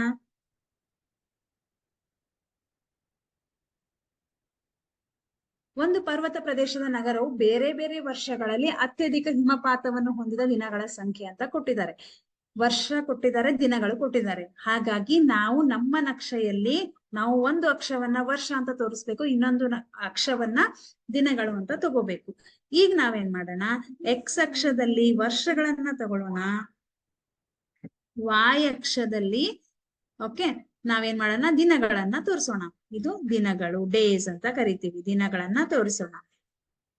2003ರಿಂದ ಪ್ರಾರಂಭ ಆಗಿದೆ. ನಾವು ಕೂಡ ಏನ್ ಮಾಡೋಣ, ಇಲ್ಲಿ 2 centimetre, 1 2 3 4 4 centimetre is equal to 1 ವರ್ಷ ಅಂತ ತಗೊಳ್ಳೋಣ. 2003 2004 2005 2006 ಕೊಟ್ಟಿದ್ದಾರೆ. ವರ್ಷಗಳನ್ನ ಹಾಕ್ತೀರಾ. ಎಕ್ಸ್ ಅಕ್ಷದಲ್ಲಿ ಆಯ್ತು. ವಾಯ್ ಅಕ್ಷದಲ್ಲಿ ಇವಾಗ ದಿನಗಳನ್ನ ತಗೊಳ್ಳೋಣ. 8 10 5 12 ಅಂತ ಇದೆ. ಸೊ ನಾವೇನ್ ಮಾಡೋಣ, 1 ಸೆಂಟಿಮೀಟರ್ ಇಸ್ ಈಕ್ವಲ್ ಟು ಅಥವಾ 2 ಸೆಂಟಿಮೀಟರ್ ಇಸ್ ಈಕ್ವಲ್ ಟು ಪ್ರತಿ ಸೆಂಟಿಮೀಟರ್ಗೆ 1 ದಿನ ತಗೊಳ್ಳೋಣ, 1 ಮಾನ ಅಂತ ತಗೊಳ್ಳೋಣ. 2 4 6 8 10 12 14 ಅಂತ ತಗೊಳ್ಳೋಣ. ಇವಾಗ 2003ರಲ್ಲಿ ಎಷ್ಟು ದಿನ ಇದೆ? 2003ರಲ್ಲಿ 8 ಇದೆ. 2003ರಿಂದ 8 ಎಲ್ಲಿ ಬಂದಿದೆ? ಇಲ್ಲಿ ಬಂದಿದೆ. ಹೌದಾ? ಹಾಗಾಗಿ ಇಲ್ಲಿ ಒಂದು ಬಿಂದುವನ್ನ ಮಾರ್ಕ್ ಮಾಡೋಣ. 2004ರಲ್ಲಿ 10 ಇದೆ, 10 ದಿನಗಳು ಇದೆ. 2004 ಎಲ್ಲಿದೆ ಮಕ್ಕಳೇ? ಇಲ್ಲಿದೆ. 2004ರಲ್ಲಿ 10 ದಿನಗಳು. ಓಕೆ, 10 ಎಲ್ಲಿದೆ? ಇಲ್ಲಿದೆ. 2004 ಇಲ್ಲಿದೆ, 10 ಇಲ್ಲಿದೆ. ಹಾಗಾಗಿ ಈ ಒಂದು ಜಾಗದಲ್ಲಿ ನಾವು ಒಂದು ಬಿಂದುವನ್ನ ಮಾರ್ಕ್ ಮಾಡೋಣ. 2005ರಲ್ಲಿ 5 ಅಂತ ಇದೆ. 2005ರಿಂದ ಮೇಲೆ ಹೋಗ್ರಿ. 5 ಎಲ್ಲಿ ಬರುತ್ತೆ? ಇಲ್ಲಿ 6 ಮತ್ತು 4ರ ಮಧ್ಯಭಾಗದಲ್ಲಿ 5 ಬರುತ್ತೆ. ಇಲ್ಲಿ ಒಂದು ಬಿಂದುವನ್ನ ಮಾರ್ಕ್ ಮಾಡೋಣ. 2006ರಲ್ಲಿ ಎಷ್ಟಿದೆ ಮಕ್ಕಳೇ? 12 ಇದೆ. ಹಾಗಾಗಿ 2006ರಿಂದ ಮೇಲೆ ಹೋಗಿ 12 ಎಲ್ಲಿ ಬರುತ್ತೆ? ಇಲ್ಲಿ ಬರುತ್ತೆ. ಇಲ್ಲಿ ಒಂದು ಬಿಂದುವನ್ನ ಮಾರ್ಕ್ ಮಾಡೋಣ. ಸೊ ಜೋಡಿಸೋಣ. ಇಲ್ಲಿಂದ ಇಲ್ಲಿ, ಇಲ್ಲಿಂದ ಇಲ್ಲಿ, ಇಲ್ಲಿಂದ ಇಲ್ಲಿ. ಸೊ ಒಂದು ರೇಖಾ ನಕ್ಷೆ ನಮಗೆ ಸಿಕ್ತು. ಹೌದಾ? ಇದೇ ತರಹ ಬೇರೆ ಬೇರೆ ವರ್ಷಗಳಲ್ಲಿ ಒಂದು ಹಳ್ಳಿಯಲ್ಲಿನ ಪುರುಷರು ಮತ್ತು ಮಹಿಳೆಯರ ಜನಸಂಖ್ಯೆಗಳನ್ನ ಸಾವಿರಗಳಲ್ಲಿ ಕೊಟ್ಟಿದ್ದಾರೆ. ಇದನ್ನ ನಾವು ನಕ್ಷೆಯಲ್ಲಿ ಹಾಕ್ಬೇಕು. ಮತ್ತೆ ಸೇಮ್ ಇಲ್ಲಿ ನಾವು ವರ್ಷಗಳನ್ನ ನಾವೇನ್ ಮಾಡೋಣ, ಎಕ್ಸ್ ಅಕ್ಷದಲ್ಲಿ ತಗೊಳ್ಳೋಣ. ಪುರುಷರ ಸಂಖ್ಯೆ ಮತ್ತು ಮಹಿಳೆಯರ ಸಂಖ್ಯೆಯನ್ನ ನಾವು ವಾಯ್ ಅಕ್ಷದಲ್ಲಿ ತಗೊಳ್ಳೋಣ. ಅಂದ್ರೆ ಇಲ್ಲಿ ಪುರುಷರ ಸಂಖ್ಯೆಯನ್ನ ನಾವು ಡಾರ್ಕ್ ಲೈನ್ ಇಂದ ಸೂಚಿಸೋಣ. ಇದು ಪುರುಷರು. ಓಕೆ, ಆಮೇಲೆ ಸ್ತ್ರೀಯರು ಅಥವಾ ಮಹಿಳೆಯರ ಸಂಖ್ಯೆಯನ್ನ ನಾವೇನ್ ಮಾಡೋಣ, ಮಹಿಳೆಯರ ಸಂಖ್ಯೆಯನ್ನ ಡಾಟೆಡ್ ಲೈನ್ ಇಂದ, ಮಹಿಳೆಯರ ಸಂಖ್ಯೆಯನ್ನ ನಾವು ಡಾಟೆಡ್ ಲೈನ್ ಇಂದ ತೋರಿಸೋಣ. 2003 4 5 6 7 ಎಕ್ಸ್ ಅಕ್ಷದಲ್ಲಿ ನೀವು ಹಾಕ್ತೀರಾ. 2003 4 5 6 1 2 3. So 3 centimetre is equal to 1 ವರ್ಷ ಅಂತ ಆಯ್ತು. ಇಲ್ಲಿ ವಾಯ್ ಅಕ್ಷದಲ್ಲಿ 2 4 6 8 10 12 14 ಅಂತ ತಗೊಂಡಿದ್ವಿ. 2003ರಲ್ಲಿ ಪುರುಷರ ಸಂಖ್ಯೆ ಎಷ್ಟಿದೆ? 12 ಅಂತ ಇದೆ. ಸೊ 2003ರಲ್ಲಿ ಪುರುಷರ ಸಂಖ್ಯೆ 12, ಮಹಿಳೆಯರ ಸಂಖ್ಯೆ 11.3. 11.3 ಎಲ್ಲಿ ಬರುತ್ತೆ? 10 ಮತ್ತು 12ರ ಮಧ್ಯಭಾಗದಲ್ಲಿ ನಿಮ್ಗೆ 11 ಸಿಗತ್ತೆ. 0.3 ಅಂದ್ರೆ ಇಲ್ಲಿಂದ ನೀವು ಇಲ್ಲಿ ಸ್ಮಾಲ್ ಲೈನ್ಸ್ ಇರತ್ತೆ, 3 ಲೈನ್ ಮೇಲೆ ಹೋಗ್ಬೇಕು, ಅದು ನಿಮ್ಗೆ ಇಲ್ಲಿ ಸಿಗತ್ತೆ. ಹೌದಾ? 2003ರಿಂದ ಮೇಲೆ ಹೋದ್ರೆ 11.3 ನಿಮ್ಗೆ ಇಲ್ಲಿ ಸಿಗತ್ತೆ. ಇವಾಗ ನೆಕ್ಸ್ಟ್ 2004ರಲ್ಲಿ ಪುರುಷರ ಸಂಖ್ಯೆ 12.5 ಇದೆ. ಹೌದಾ? ಎಲ್ಲಿ ಬಂತು 12.5? 12 ಇಲ್ಲಿದೆ. 0.5 ಅಂದ್ರೆ ಮತ್ತೆ ನೀವು ಮೇಲೆ 5 ಹೋಗ್ತೀರಾ, 5 ಲೈನ್ ಅನ್ನ ನೋಡ್ತೀರಾ, ಸ್ಮಾಲ್ ಲೈನ್ಸ್ ಇರತ್ತಲ್ಲ ಆ ಲೈನ್ಸ್ ಅನ್ನ ನೋಡ್ತೀರಾ. ಸೊ ಇಲ್ಲಿ ಬರುತ್ತೆ. ಅದೇ ರೀತಿ ಮಹಿಳೆಯರ ಸಂಖ್ಯೆ ಎಷ್ಟಿದೆ? 11.9. 0.9 ಅಂದ್ರೆ 10 ಮತ್ತು 12ರ ಮಧ್ಯಭಾಗದಲ್ಲಿ 11 ಬರುತ್ತೆ. ಈ 11, ಈ ಡಾರ್ಕ್ ಲೈನ್ 11 ಇದೆಯಲ್ಲ, ಇಲ್ಲಿಂದ ನೀವು ಈ ಸ್ಮಾಲ್ ಲೈನ್ಸ್ 9ನ್ನ ಎಣಿಸ್ರಿ, ಅದು 11.9 ಆಗತ್ತೆ. ಅವಾಗ ಅದು ಇಲ್ಲಿ ಓಕೆ. 2005ರಲ್ಲಿ 13 ಇದೆ. ಪುರುಷರ ಸಂಖ್ಯೆ ಮತ್ತು ಮಹಿಳೆಯರ ಸಂಖ್ಯೆ 13 ಇದೆ. 2 ಸಮನಾಗಿದೆ. ಎಲ್ಲಿ ಬರುತ್ತೆ 13? 12 ಮತ್ತು 14ರ ಮಧ್ಯಭಾಗದಲ್ಲಿ 13 ಬರುತ್ತೆ. ಅಂದ್ರೆ ಇಲ್ಲಿ ನಮಗೆ 13 ಬರುತ್ತೆ. ಹಾಗಾಗಿ ಇಲ್ಲಿಂದ ನೀವು ನೋಡಿದ್ರೆ 2005 ಅಂದ್ರೆ ಇಲ್ಲಿದೆ. ಇಲ್ಲಿ ನೀವು ಒಂದು ಬಿಂದುವನ್ನ ಮಾರ್ಕ್ ಮಾಡ್ತೀರಾ. 2006ರಲ್ಲಿ ಎಷ್ಟಿದೆ? ಪುರುಷರ ಸಂಖ್ಯೆ 13.2 ಇದೆ, ಮಹಿಳೆಯರ ಸಂಖ್ಯೆ 13.6 ಇದೆ. ಸೊ 13 ಎಲ್ಲಿ ಬರುತ್ತೆ ನಮ್ಗೆ? 12 ಮತ್ತು 14ರ ಮಧ್ಯಭಾಗದಲ್ಲಿ. 2006ರಿಂದ ಮೇಲ್ ಹೋಗ್ರಿ, 13.2 ಎಲ್ಲಿ ಬಂತು? ಪುರುಷರ ಸಂಖ್ಯೆ 13 ಮೇಲೆ ಸ್ಮಾಲ್ 2 ಲೈನ್ ಎಣಿಸಿದ್ರೆ ನಿಮ್ಗೆ ಇಲ್ಲಿ ಬರುತ್ತೆ. ಮಹಿಳೆಯರ ಸಂಖ್ಯೆ 13.6 ಇದೆ, ಅಂದ್ರೆ 13ರ ಮೇಲೆ ನೀವು ಸಣ್ಣ ಗೆರೆಗಳನ್ನ 6 ಆಗಿ ಎಣಿಸ್ತೀರಾ, 6 ಸಣ್ಣ ಗೆರೆಗಳನ್ನ ಎಣಿಸ್ತೀರಾ. ಅದೆಲ್ಲಿ ಬರುತ್ತೆ? ಇಲ್ಲಿ ಬರುತ್ತೆ. ಅದೇ ತರಹ 2007ರಲ್ಲಿ 13.5, 12.8 ಪುರುಷರ ಸಂಖ್ಯೆ 13.5, 13ರ ಮೇಲೆ 5 ಲೈನ್ ನೋಡ್ತೀರಾ. ಮಹಿಳೆಯರ ಸಂಖ್ಯೆ 12.8, 12 ಇಲ್ಲಿದೆ. ಓಕೆ, 12ರ ಮೇಲೆ 8 ಸಣ್ಣ ಸಣ್ಣ ಗೆರೆಗಳನ್ನ ಎಣಿಸ್ತೀರ. ಅದು ಎಲ್ಲಿ ಬರುತ್ತೆ ಮಕ್ಕಳೇ? ನಿಮ್ಗೆ ಇಲ್ಲಿ ಬರುತ್ತೆ. ಓಕೆ, ಇವಾಗ ನೀವು ಲೈನ್ ಅನ್ನ ಜಾಯಿನ್ ಮಾಡ್ರಿ. ನೀವು ಪುರುಷರ ಸಂಖ್ಯೆಗೆ ಡಾಟೆಡ್ ಲೈನ್ ಅಂತ ಕೊಟ್ರೆ ಅಥವಾ ಪುರುಷರ ಸಂಖ್ಯೆಗೆ ಡಾರ್ಕ್ ಲೈನ್ ಅಂತ ಕೊಟ್ರೆ, ಎಲ್ಲಾ ಪುರುಷರ ಸಂಖ್ಯೆಯ ಬಿಂದುಗಳನ್ನ ನಾವು ಡಾರ್ಕ್ ಲೈನ್ ಇಂದ ಎಳಿಬೇಕು. ಮಹಿಳೆಯರ ಸಂಖ್ಯೆಯನ್ನ ನಾವು ಡಾಟೆಡ್ ಲೈನ್ ಇಂದ ಸೂಚಿಸ್ತಾ ಇದ್ದೀವಿ. ಹಾಗಾಗಿ ಮಹಿಳೆಯರ ಸಂಖ್ಯೆಯನ್ನ ಯಾವ ಬಿಂದುಗಳಿಂದ ಸೂಚಿಸಿದ್ದೀರಾ ಎಲ್ಲವನ್ನೂ ಕೂಡ ನಾವು ಡಾಟೆಡ್ ಲೈನ್ ಇಂದ ತೋರಿಸ್ಬೇಕು. ಇದು ನಮಗೆ ಮಾಹಿತಿಯನ್ನ ಕೊಟ್ಟು ನಕ್ಷೆಯನ್ನ ತೆಗೀರಿ ಅಂತ ಕೇಳಿದಾಗ ಈ ರೀತಿಯಾದಂತಹ ನಕ್ಷೆಯನ್ನ ನಾವು ಹಾಕ್ತೀವಿ. ನೆನ್ಪಿಟ್ಕೊಳ್ಳಿ. ಇಲ್ಲಿ ಕಾಲತಾಪದ ರೇಖಾನಕ್ಷೆಯು ಕೆಳಗೆ ಕೊಟ್ಟಿರುವ ರೀತಿಯಲ್ಲಿ ಇರುವ ಸಾಧ್ಯತೆ ಇದೆಯೇ? ನಿಮ್ಮ ಉತ್ತರವನ್ನು ಸಮರ್ಥಿಸಿ ಅಂತ ಕೊಟ್ಟಿದ್ದಾರೆ. ಇಲ್ಲಿ ನಮಗೆ 4 ಕೇಸಸ್ ಅನ್ನ ಕೊಟ್ಟಿದ್ದಾರೆ. ಇಲ್ಲಿ ನಮಗೆ ತಾಪ y ಅಕ್ಷದಲ್ಲಿದೆ, ಕಾಲ x ಅಕ್ಷದಲ್ಲಿ ಇದೆ. ರೇಖಾನಕ್ಷೆ ಯಾವ ರೀತಿ ಇದೆ? ಸ್ಟ್ರೇಟ್ ಆಗಿ ಇದೆ. ಓಕೆ, ಸೊ ಇಲ್ಲಿ ಹೆಂಗಿದೆ? ಈ ರೀತಿ ಇದೆ. ಇಲ್ಲಿ ನಮಗೆ ಮೂಲ ಬಿಂದುವಿನಿಂದ ಹೋಗಿದೆ, ಇಲ್ಲಿ ಮತ್ತೆ ಮೂಲ ಬಿಂದುವಿನಿಂದ ಇಲ್ಲ, ಆದ್ರೆ ಮೇಲೆ ಸ್ಟ್ರೇಟ್ ಆಗಿ ಬಂದಿದೆ. ಇಲ್ಲಿ ಹೆಂಗಿದೆ? ಇಲ್ಲಿ ಮೂಲ ಬಿಂದುವಿನಿಂದ ಇಲ್ಲ. ಇಲ್ಲಿ ಕಾಲ ಒಂದೇ ಇದೆ, ತಾಪದಲ್ಲಿ ಬದಲಾವಣೆ ಇದೆ. ಹೌದಾ? ಇಲ್ಲಿ ಕಾಲ ಮತ್ತು ತಾಪದಲ್ಲಿ ಬದಲಾವಣೆ ಇದೆ, ಇಲ್ಲೂ ಕೂಡ ಕಾಲ ಮತ್ತು ತಾಪದಲ್ಲಿ ಬದಲಾವಣೆ ಇದೆ. ಆದ್ರೆ ಇಲ್ಲಿ ಹೆಂಗಿದೆ? ಕಾಲ ಒಂದೇ ಇದೆ, ತಾಪದಲ್ಲಿ ಬದಲಾವಣೆ ಇದೆ. ಇಲ್ಲಿ ಹೆಂಗಿದೆ? ತಾಪ ಒಂದೇ ಇದೆ, ಆದ್ರೆ ಕಾಲದಲ್ಲಿ ಬದಲಾವಣೆ ಇದೆ. ಹಾಗಾದ್ರೆ ಯಾವ ಒಂದು ಸಾಧ್ಯತೆಯಲ್ಲಿ ರೇಖಾ ನಕ್ಷೆ ಇರುವಂತಹ ಸಾಧ್ಯತೆ ಇದೆ ಅಂತ ನೋಡ್ಬೇಕು. ಹೌದಾ? ಯಾವ ಒಂದು ನಕ್ಷೆಯಲ್ಲಿ? ಇಲ್ಲಿ ನೋಡಿ, ಮೊದಲನೇ ನಕ್ಷೆ. ಸಮಯದ ಹೆಚ್ಚಳದೊಂದಿಗೆ ತಾಪಮಾನವು ಹೆಚ್ಚಾಗುವುದರಿಂದ ಇದು ಸಮಯ ತಾಪಮಾನದ ರೇಖಾನಕ್ಷೆ ಆಗಿರಬಹುದು. ಅಂದ್ರೆ ಇಲ್ಲಿ ನಾವು ನೋಡಿದ್ರೆ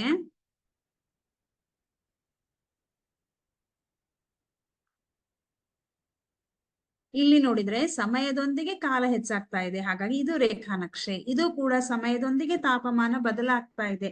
ಸಮಯ ಅಂದ್ರೆ ಕಾಲದೊಂದಿಗೆ ತಾಪಮಾನ ಬದಲಾಗ್ತಾ ಇದೆ, ಹಾಗಾಗಿ ಇದು ಕೂಡ ರೇಖಾನಕ್ಷೆ. ಇಲ್ಲಿ ಕೂಡ ಏನಾಗ್ತಾ ಇದೆ? ಇಲ್ಲಿ ಏನಿದೆ ಅಂದ್ರೆ ಒಂದೇ ಸಮಯದಲ್ಲಿ ವಿಭಿನ್ನ ತಾಪಮಾನಗಳು ಸಾಧ್ಯವಾಗದ ಕಾರಣ ನಾವು ಒಂದೇ ಸಮಯದಲ್ಲಿ ತಾಪಮಾನ ಚೇಂಜ್ ಆಗತ್ತಾ? ಇಲ್ಲ. ಬೇರೆ ಬೇರೆ ಸಮಯದಲ್ಲಿ ಬೇರೆ ಬೇರೆ ತಾಪಮಾನ ಇರಬಹುದು, ಅಥವಾ ಒಂದೇ ಸಮಯದಲ್ಲಿ ಬೇರೆ ಬೇರೆ ತಾಪಮಾನ ಇರೋದಿಲ್ಲ. ಆದ್ರೆ ಬೇರೆ ಬೇರೆ ತಾಪಮಾನಗಳು ಒಂದೇ ಸಮಯದಲ್ಲಿ ಇರಲು ಸಾಧ್ಯ. ಅಂದ್ರೆ ಒಂದೇ ಸಮಯದಲ್ಲಿ ವಿಭಿನ್ನ ತಾಪಮಾನಗಳು ಇರಲು ಸಾಧ್ಯ ಇಲ್ಲ, ಆದ್ರೆ ವಿಭಿನ್ನ ಸಮಯದಲ್ಲಿ ಒಂದೇ ತಾಪಮಾನದಲ್ಲಿ ಇರುವುದು ಸಾಧ್ಯ. ಹಾಗಾಗಿ ನಾವೇನಂತ ಹೇಳ್ಬೋದು? ಮೂರನೇ ನಕ್ಷೆ ಇದು ರೇಖಾನಕ್ಷೆ ಅಲ್ಲ. ಓಕೆ, 4ನೇ ನಕ್ಷೆ ಏನಿದೆ ಇದು ರೇಖಾನಕ್ಷೆ ಆಗಿದೆ. ಓಕೆ, 1 ಗಂಟೆಗೆ ತಾಪ 38 ಡಿಗ್ರಿ ಸೆಲ್ಸಿಯಸ್ ಇದೆ. ಹೌದಾ? 2 ಗಂಟೆಗೆ ತಾಪ 38 ಡಿಗ್ರಿ ಸೆಲ್ಸಿಯಸ್ ಇರಬಹುದು, 3 ಗಂಟೆಗೂ ಕೂಡ ಅಷ್ಟೇ ಇರಬಹುದು, 4 ಗಂಟೆಗೂ ಕೂಡ ಅಷ್ಟೇ ಇರಬಹುದು. ಅಂದ್ರೆ ತಾಪಮಾನ ಸಮವಾಗಿರ್ಬಹುದು, ಆದ್ರೆ ಕಾಲ ಬದಲಾವಣೆ ಆಗತ್ತೆ. ಆದ್ರೆ ನಾವೇನ್ ಹೇಳ್ತೀವಿ? ಎಲ್ಲಾ ಒಂದೇ ಸಮಯದಲ್ಲಿ ವಿಭಿನ್ನ ತಾಪಮಾನ ಇರಕ್ ಸಾಧ್ಯನಾ? ಇಲ್ಲ. ಹಾಗಾಗಿ ಅದು ಮೂರನೇ ಸಾಧ್ಯತೆ ರೇಖಾನಕ್ಷೆ ಆಗೋದಿಲ್ಲ. ಓಕೆ,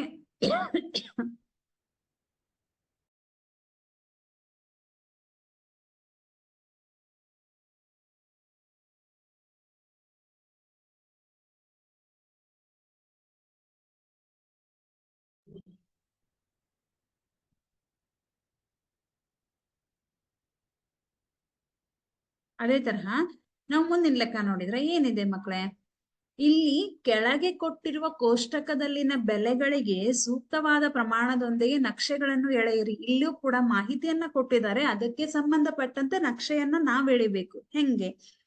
ಸೇಬು ಹಣ್ಣಿನ ಸಂಖ್ಯೆಗಳು, ಓಕೆ, ಆಪಲ್ಸ್ ಅನ್ನ ಕೊಟ್ಟಿದ್ದಾರೆ ನಮ್ಗಿಲ್ಲಿ.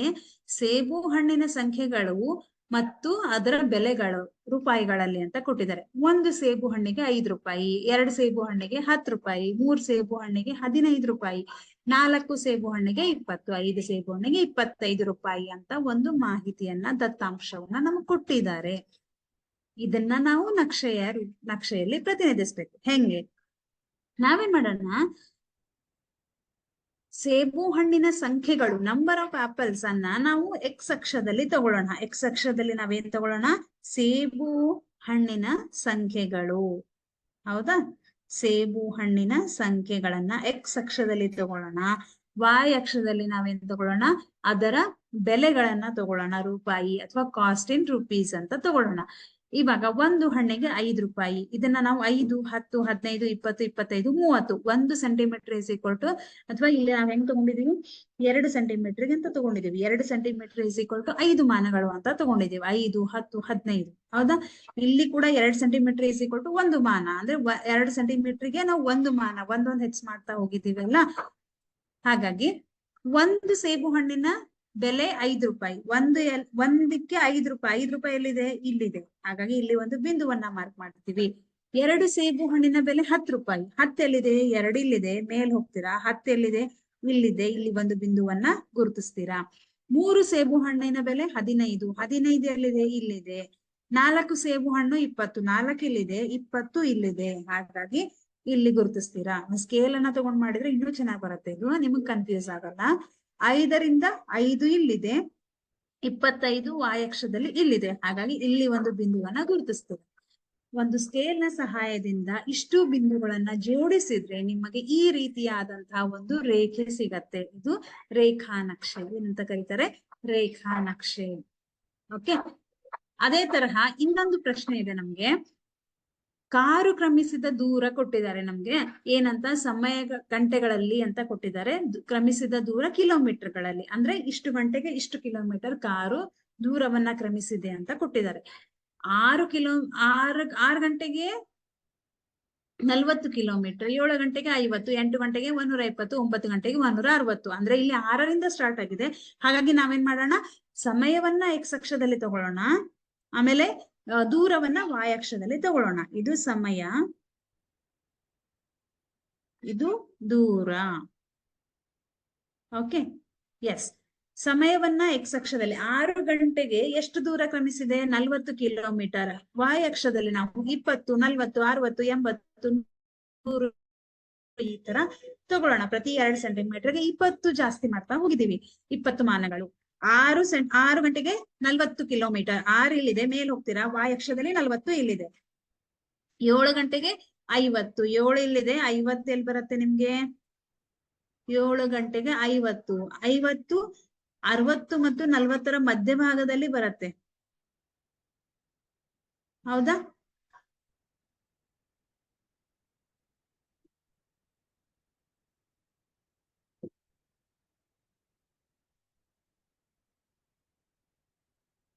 ಓಕೆ. ಇದು 7:80. ಇದು ಅಂದ್ರೆ ಕರೆಕ್ಟ್ ಆಗುತ್ತೆ. 7:80. 7 ಗಂಟೆಗೆ 80 ಕಿಲೋಮೀಟರ್ ಅಂತ ತಗೊಂಡ್ರೆ 7 ಇಲ್ಲಿದೆ, 80 ಇಲ್ಲಿದೆ. ಹೌದಾ? 8 ಗಂಟೆಗೆ 120. 8 ಇಲ್ಲಿದೆ. 120 ಎಲ್ಲಿದೆ ಮಕ್ಕಳ? ಇಲ್ಲಿದೆ. ವಾಯ್ ಅಕ್ಷದಲ್ಲಿ 120 ಕಿಲೋಮೀಟರ್ ಇಲ್ಲಿದೆ. 9 ಗಂಟೆಗೆ 160. 9 ಇಲ್ಲಿದೆ. 160 ಎಲ್ಲಿ ಬರುತ್ತೆ ನೋಡ್ರಿ? ಇಲ್ಲಿ ಮೇಲೆ ಬರುತ್ತೆ. ಸೊ 9 ಇಲ್ಲಿದೆ, 160 ಇಲ್ಲಿದೆ. ಒಂದು ಬಿಂದುವನ್ನ ಗುರುತಿಸ್ತೀರಾ. ಇಷ್ಟನ್ನು ಎಳಿತೀರಾ ಸ್ಕೇಲ್ ನ ಸಹಾಯದಿಂದ. ಆವಾಗ ಈ ರೀತಿಯಾದಂತಹ ಒಂದು ರೇಖೆ ನಿಮಗೆ ಸಿಗತ್ತೆ. ಈಗ ನಾವು 2 ಪ್ರಶ್ನೆಗಳನ್ನ ಕೊಟ್ಟಿದ್ದಾರೆ ಈ ನಕ್ಷೆಗೆ ಸಂಬಂಧಪಟ್ಟಂತೆ. ಏನಂತ? 7:30ರಿಂದ 8 ಗಂಟೆಯ ಅವಧಿಯವರೆಗಿನ 8 ಗಂಟೆಯವರೆಗಿನ ಅವಧಿಯಲ್ಲಿ ಕಾರು ಎಷ್ಟು ದೂರವನ್ನ ಕ್ರಮಿಸುವುದು? 7:30ರಿಂದ 8. 7:30 ಎಲ್ಲಿದೆ? 7:30 ಅಂದ್ರೆ 7 ಮತ್ತು 8ರ ಮಧ್ಯಭಾಗದಲ್ಲಿ. ಅಂದ್ರೆ ಸರಿಯಾಗಿ ನಮ್ಗೆ ಇಲ್ಲಿ ಬರುತ್ತೆ 7:30. ಹೌದಾ? ಆವಾಗ ಎಷ್ಟು ದೂರ ಕ್ರಮಿಸಿದೆ? ಇಲ್ಲಿಂದ ನೀವು ಮೇಲ್ ಹೋಗ್ರಿ. ಇಲ್ಲಿ ನಿಮಗೆ ಬಿಂದು ಸಿಗತ್ತೆ. ಅದನ್ನ ನೀವು ವಾಯ್ ಅಕ್ಷದಲ್ಲಿ ನೋಡ್ರಿ. ಈ ಬಿಂದು ವಾಯ್ ಅಕ್ಷದಲ್ಲಿ ಯಾವ ಒಂದು ಬೆಲೆಗೆ ಸಮ ಇದೆ? 100 ಕಿಲೋಮೀಟರ್ಗೆ ಸಮ ಇದೆ. ಹಾಗಾಗಿ ನಾವೇನಂತ ಹೇಳ್ಬೋದು? 100 ಬೆಳಗ್ಗೆ 7:30ರಿಂದ 8 ಗಂಟೆಯವರೆಗೆ ಕಾರಿನಿಂದ ಸಂಚರಿಸಲ್ಪಟ್ಟ ದೂರ ಇಸ್ ಈಕ್ವಲ್ ಟು ಬೆಳಗ್ಗೆ 8 ಗಂಟೆಗೆ ಕಾರು ಚಲಿಸಿದ ದೂರ ಮೈನಸ್ ಬೆಳಗ್ಗೆ 7:30ಕ್ಕೆ ಕಾರು ಚಲಿಸಿದ ದೂರ. ಅಂದ್ರೆ ಪ್ರಶ್ನೆ ಏನ್ ಕೊಟ್ಟಿದ್ದಾರೆ, 7:30 8 ಗಂಟೆಯವರೆಗಿನ ಅವಧಿಯಲ್ಲಿ ಎಷ್ಟು ದೂರವನ್ನ ಕ್ರಮಿಸುವುದು. ಓಕೆ, 7 ಗಂಟೆಗೆ ಎಷ್ಟಿದೆ ಮಕ್ಕಳೇ? 8 ಗಂಟೆ ಮೈನಸ್ 7:30 ಮಾಡ್ಬೇಕು ನಾವು, ಹೌದಾ? ಯಾಕಂದ್ರೆ 7:30ರಿಂದ 8 ಗಂಟೆ ಅವಧಿ ಅಂತ ಕೊಟ್ಟಿದ್ದಾರೆ. 8 ಗಂಟೆ ಎಷ್ಟಿದೆ ನಮ್ಗೆ? 120 ಇದೆ, ಹೌದಾ? 8 ಗಂಟೆ ಎಷ್ಟಿದೆ? 120 ಕಿಲೋಮೀಟರ್ ಇದೆ. 7:30ರಿಂದ 8 ಗಂಟೆಯವರೆಗಿನ ಅವಧಿ 7:30 ಎಷ್ಟಿದೆ? 100 ಇದೆ. ಹಾಗಾಗಿ 120ರಲ್ಲಿ ನಾವು 100ಅನ್ನ ಕಳಿತೀವಿ. ಎಷ್ಟು ಬಂತು? 20 ಕಿಲೋಮೀಟರ್ ಬಂತು. ಮತ್ತೆ 20 ಕಿಲೋಮೀಟರ್ ಈ ದೂರವನ್ನ ಕ್ರಮಿಸುತ್ತೆ ಅಂತ ಹೇಳ್ತೀವಿ, ಹೌದಾ?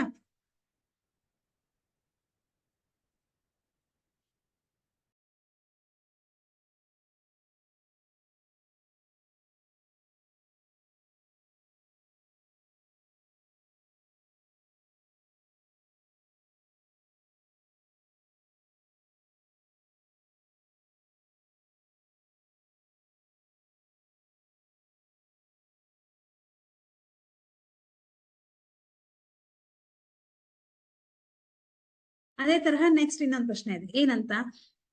ಪ್ರಯಾಣದ ಆರಂಭದ ಸಮಯದಿಂದ ಕಾರು 100 ಕಿಲೋಮೀಟರ್ ದೂರ ಕ್ರಮಿಸಿದಾಗ ಸಮಯ ಎಷ್ಟು ಗಂಟೆ ಆಗಿರುತ್ತದೆ ಅಂತ ಕೇಳಿದ್ದಾರೆ. ಅಂದ್ರೆ ಸಮಯವನ್ನ ನೋಡ್ಬೇಕು ನಾವಿವಾಗ.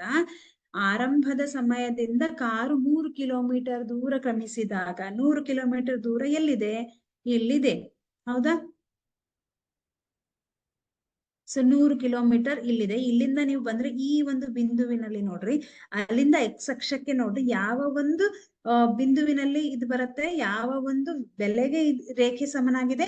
7:30ಕ್ಕೆ. ಯಾವುದಕ್ಕೆ? 7 ಮತ್ತು 8ರ ಮಧ್ಯಭಾಗದಲ್ಲಿದೆ 7:30, ಹೌದಾ? ಹಾಗಾಗಿ 100 ಕಿಲೋಮೀಟರ್ ದೂರವನ್ನ 7:30ಕ್ಕೆ ಕ್ರಮಿಸಿದೆ. ಇಲ್ಲಿ ನೋಡ್ರಿ, ಇನ್ನೊಂದು ಪ್ರಶ್ನೆ ಇದೆ. ಇಲ್ಲಿ 1 ವರ್ಷದಲ್ಲಿ ಠೇವಣಿ ಮೇಲಿನ ಬಡ್ಡಿಗಳು ಅಂತ ಕೊಟ್ಟಿದ್ದಾರೆ. ಅಂದ್ರೆ ಠೇವಣಿ ಅಂದ್ರೆ ಫಿಕ್ಸ್ ಡೆಪಾಸಿಟ್. ನೀವೇನ್ ಡೆಪಾಸಿಟ್ ಇಡ್ತೀರಾ ಬ್ಯಾಂಕ್ ನಲ್ಲಿ, ಅದು ಠೇವಣಿ. ಅದಕ್ಕೆ ನಿಮಗೆ ಬ್ಯಾಂಕಿನವ್ರು ಏನ್ ಬಡ್ಡಿ ಹಾಕ್ತಾರೆ, ಅದು ಸರಳ ಬಡ್ಡಿ. ಸರಳ ಬಡ್ಡಿಗಳಲ್ಲಿ 1000ಕ್ಕೆ 80, 2000ಕ್ಕೆ 160, 3000ಕ್ಕೆ 220, 4000ಕ್ಕೆ 320, 5000ಕ್ಕೆ 400 ಅಂತ ಇದೆ. ಓಕೆ, ಇದನ್ನ ನಾವು ಬಳಸಿಕೊಂಡು ನಕ್ಷೆಯನ್ನ ತೆಗಿಬೇಕು. ಈಗ ನಾವೇನ್ ಮಾಡೋಣ, ಎಕ್ಸ್ ಅಕ್ಷದಲ್ಲಿ ಠೇವಣಿಯನ್ನ ತಗೊಳ್ಳೋಣ. ಎಕ್ಸ್ ಅಕ್ಷದಲ್ಲಿ ನಾವು ಇವಾಗ ಠೇವಣಿಯನ್ನ ತಗೊಳ್ಳೋಣ. ವಾಯ್ ಅಕ್ಷದಲ್ಲಿ ಸರಳ ಬಡ್ಡಿಯನ್ನ ತಗೊಳ್ಳೋಣ. ಇವಾಗ ಸರಳ ಬಡ್ಡಿ ವಾಯ್ ಅಕ್ಷದಲ್ಲಿ ತಗೊಳ್ಳೋಣ. ಈಗ ಎಲ್ಲಿಂದ ಪ್ರಾರಂಭ ಇದೆ? 1000, 2000, 3000, 4000, 5000, 6000, 7000. ಸಾಕು, ನೀವು ಎಷ್ಟು ಬೇಕಾದ್ರೂ ತಗೋಬಹುದು. ನಮ್ಗೆ ಎಷ್ಟಿದೆ? 5000 ಕೊನೆ ಇದೆ. ಹಾಗಾಗಿ 7000, 8000 ಸಾಕು ನಮ್ಗೆ.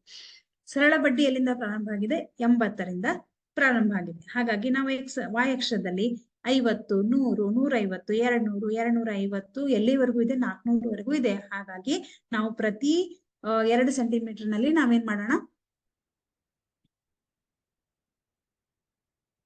ಪ್ರತಿ ಸೆಂಟಿಮೀಟರ್ಗೆ 50 ಜಾಸ್ತಿ ಮಾಡ್ತಾ ಹೋಗೋಣ. 1000ಕ್ಕೆ ಎಷ್ಟಿದೆ? 80 ಅಂತ ಇದೆ. 80 ಎಲ್ಲಿ ಬರುತ್ತೆ? 100 ಮತ್ತು 50ರ ಮಧ್ಯಭಾಗದಲ್ಲಿ ಬರುತ್ತೆ. ಈ ಮಧ್ಯಭಾಗವನ್ನ ನಾವು 100 ಮತ್ತು 50ರ ಮಧ್ಯಭಾಗದಲ್ಲಿ ಅಂದ್ರೆ 80 ಇಲ್ಲಿ ಬರುತ್ತೆ. 1000ಕ್ಕೆ 160, 2000ಕ್ಕೆ 160. 160 ಎಲ್ಲಿ ಬರುತ್ತೆ? 150ರ ಸ್ವಲ್ಪ ಮೇಲೆ ಬರುತ್ತೆ. 2 ಲೈನ್ ಆದ್ಮೇಲೆ ಬರುತ್ತೆ, ಹೌದಾ? ಯಾಕಂದ್ರೆ ನಾವು ಪ್ರತಿ 1 ಸೆಂಟಿಮೀಟರ್ಗೆ 50 ಜಾಸ್ತಿ ಮಾಡ್ತಾ ಹೋಗಿದ್ದೀವಿ.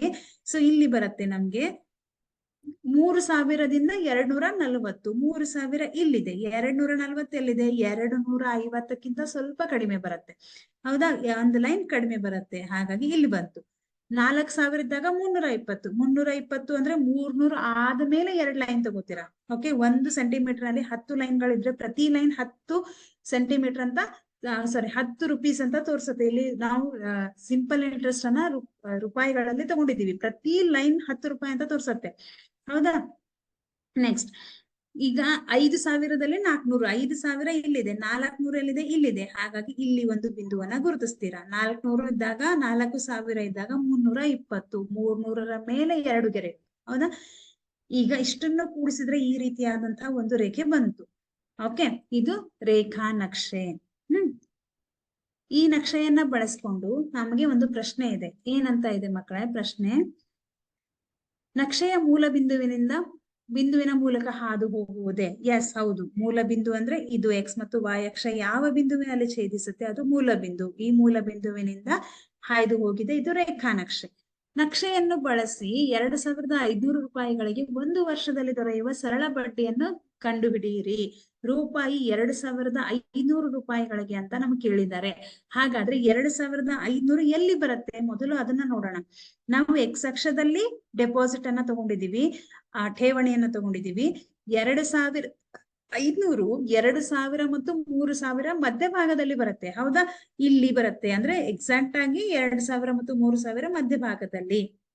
ಇದನ್ನ ನೀವು ಮೇಲೆ ನೋಡ್ತಾ ಹೋದ್ರೆ ಯಾವ ಒಂದು ಬಿಂದುವಿನಲ್ಲಿ ಈ ರೇಖೆಯ ಮೇಲೆ ಯಾವ ಒಂದು ಬಿಂದುವಿನಲ್ಲಿ ಬರುತ್ತೆ? ಇದು ಇಲ್ಲಿದೆ. ಇದನ್ನ ನೀವು ವಾಯ್ ಅಕ್ಷದಲ್ಲಿ ನೋಡಿದ್ರೆ ಅದು 200 ರೂಪಾಯಿಗಳಿಗೆ ಸಮ ಇದೆ, ಹೌದಾ? 200 ರೂಪಾಯಿಗಳಿಗೆ ಸಮ ಇದೆ. ಹಾಗಾಗಿ ನಾವು ಏನಂತ ಹೇಳ್ಬೋದು? ಬಿಂದುಗಳನ್ನು ಜೋಡಿಸುವ ಮೂಲಕ ರೇಖಾ ನಕ್ಷೆಯನ್ನ ಪಡಿತೀವಿ. 1 ವರ್ಷಕ್ಕೆ ರೂಪಾಯಿ 2,500ಕ್ಕೆ ಎಷ್ಟು ಬಡ್ಡಿಯನ್ನ ತಗೋತೀರಾ?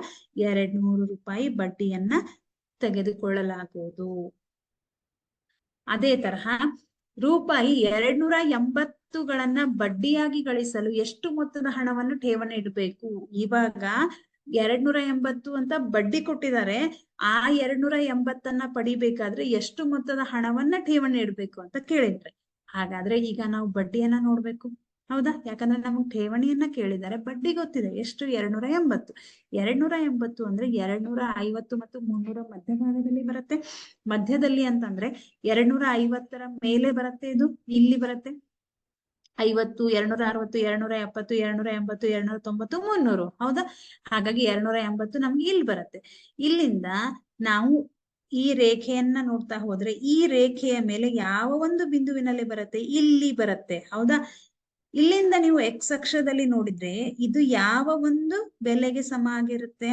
3,000 ಮತ್ತು 4,000 ಮಧ್ಯಭಾಗದಲ್ಲಿ ಅಂತ ಅಂದ್ರೆ 3,000 ಮತ್ತು 4,000 ಮಧ್ಯಭಾಗದಲ್ಲಿ ಅಂದ್ರೆ 3,500 ರೂಪಾಯಿ ಬರುತ್ತೆ.